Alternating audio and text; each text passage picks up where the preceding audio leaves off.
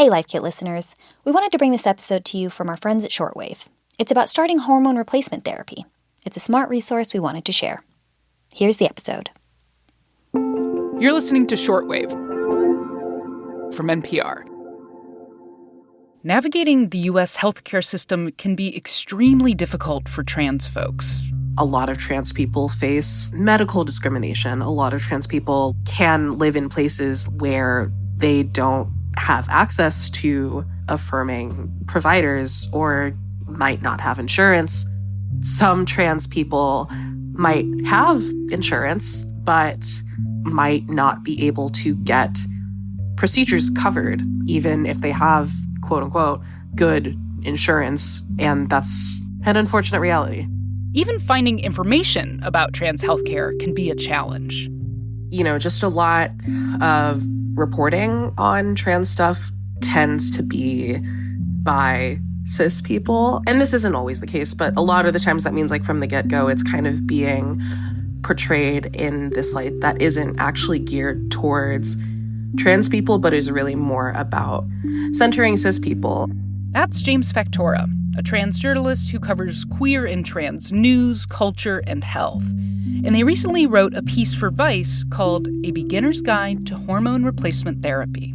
Gender-affirming hormone therapy or hormone replacement therapy or HRT is basically just when you take hormones by any variety of delivery methods. That can mean a shot or a pill or a gel, for example, to align what you look like, what you sound like, to be more aligned with who you already know you are. And more colloquially, a lot of trans people refer to it as a second puberty. Medical transition-related treatments like HRT are associated with overwhelmingly positive outcomes for both physical and mental health. But it can be hard to know exactly how to get started. And that's why James wrote this guide. I wanted to talk about questions that I hadn't really seen being answered, because people deserve to read information about their health in ways that is conversational and accessible and doesn't just make you feel like you're a lab rat. So James's piece and this episode are geared towards folks who are interested in starting HRT or already have. We'll talk about first steps, common misconceptions, and the importance of finding community through the process. I'm Maddie Sofia, and this is Shortwave from NPR.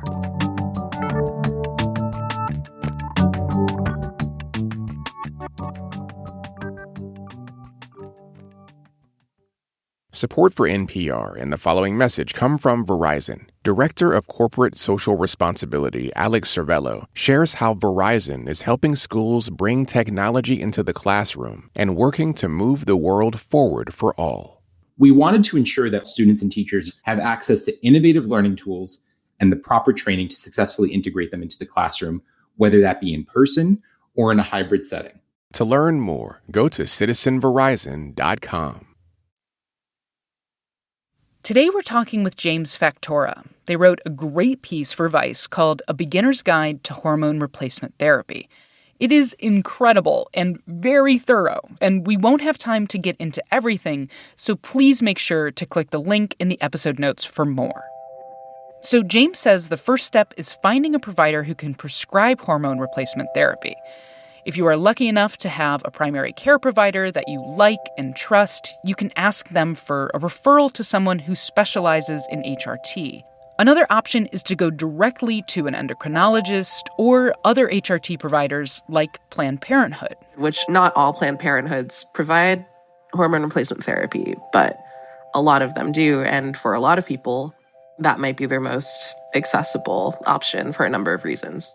Regardless of the route you take to finding a provider, James says talking with other people in your local trans community is really important.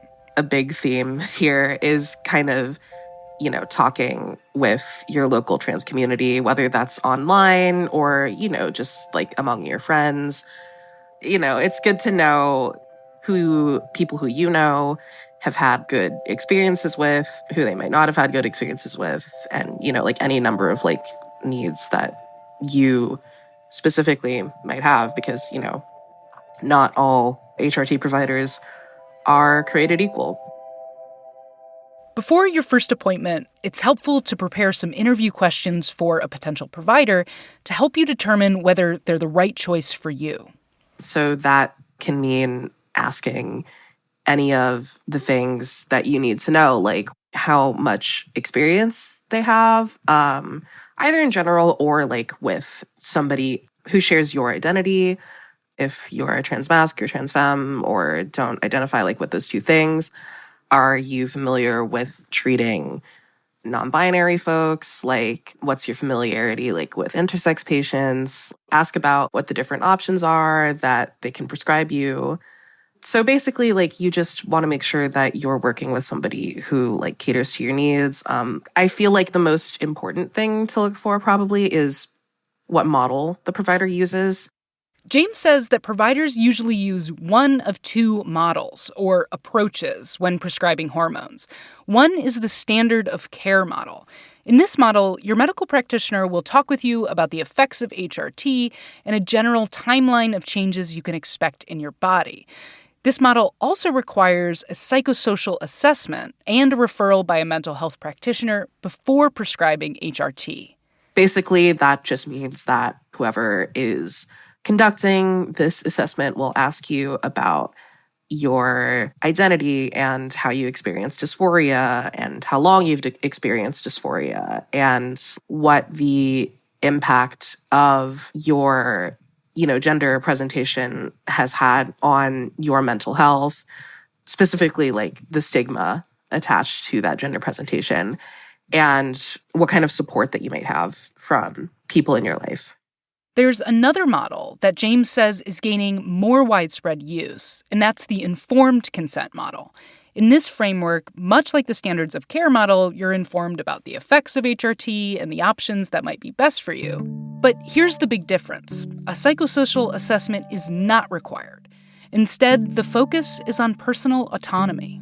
So basically, like, the informed consent model kind of takes away all of those barriers and really centers the patient's needs and desires and trusts trans folks to be the authority on their own body and like what they want and what they need, and helping people understand what their options are and providing them basically like with all of the information that they need in order to make an informed decision, and then letting them make that informed decision.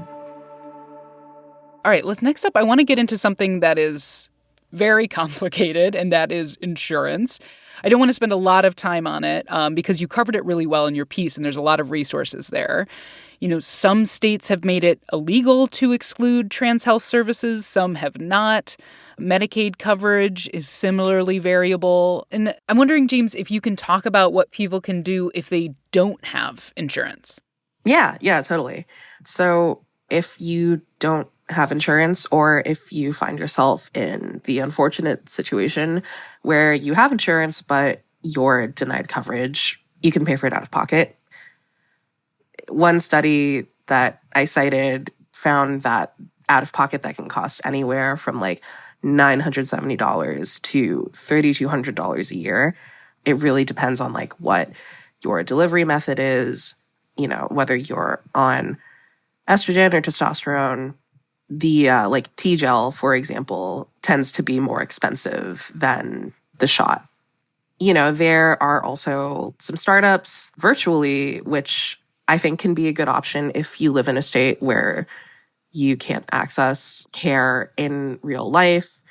It's worth noting that testosterone, for whatever reason, is a Schedule III controlled substance, and that can kind of complicate your access to hormones if you decide to go that route. And it's also worth noting that can be a little more expensive than just the baseline cost of hormones out of pocket.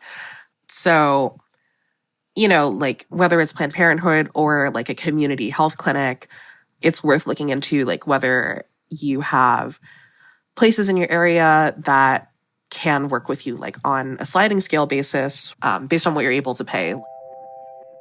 When it comes to the actual physical health effects of HRT, We should say that this therapy, like many therapies, will be different for everyone. Some people might see changes immediately, others won't.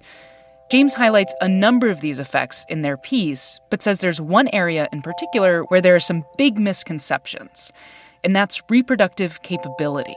Historically, there's been this misconception that going on hormones, whether that's, testosterone or estrogen, totally nukes your reproductive capability.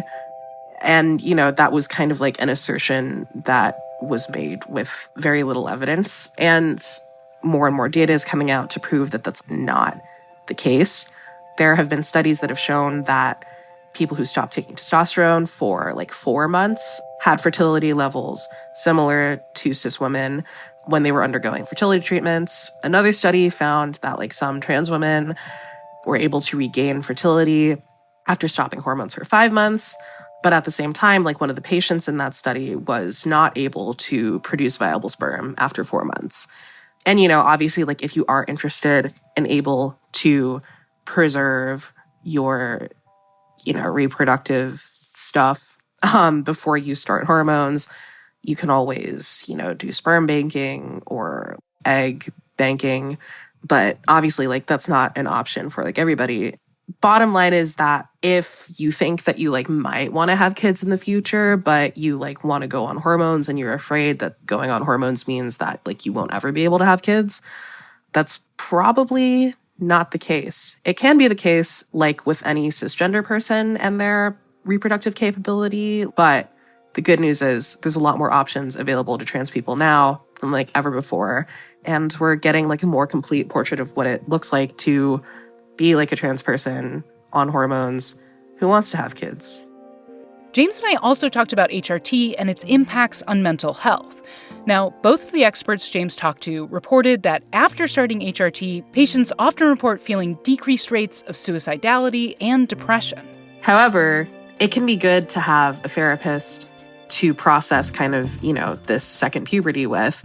And that's not saying that everybody needs to have this kind of support. But as with any change in your life, HRT can be an adjustment that you might want support through. And this is also another situation in which you can and should turn to community, whether that's to kind of talk through any feelings that you might be having about oh man, my voice is dropping, or I'm growing breasts. How crazy is that? It can be really cool and affirming to have other trans people who have been through the same stuff to kind of talk through some of the stuff that you're experiencing with them. Okay, James, is there anything that you want to leave our listeners with before we go? I don't know. I feel people are always conceiving of transition in this sense that it's this is an irreversible choice. This is an irreversible decision that you're making. And there's this implication that you can't turn back. But when you go on hormones, that's a choice that you make. And it's only one of millions and millions of choices that you're going to make throughout your life. And as you age, your hormone profile changes, your voice changes. You might lose or gain weight throughout your life. These are your body is constantly changing. And ultimately, again, transition is just one way of giving you more control over these changes that can happen to you.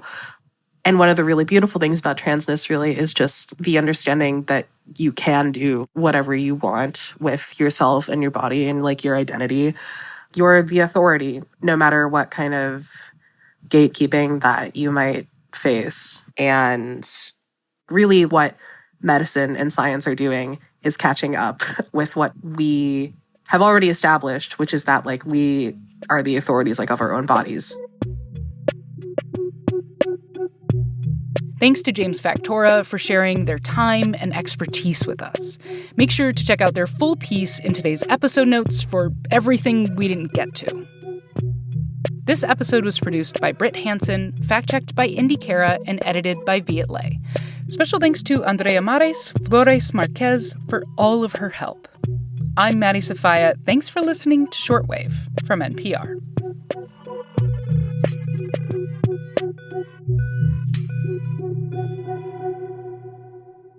This message comes from NPR sponsor Cliff Kid, makers of Z-Bar, the organic whole grain snack bar that active kids love. It's time to get back to school and slaying dragons at recess, because imagination needs fuel. Learn more at cliffkid.com.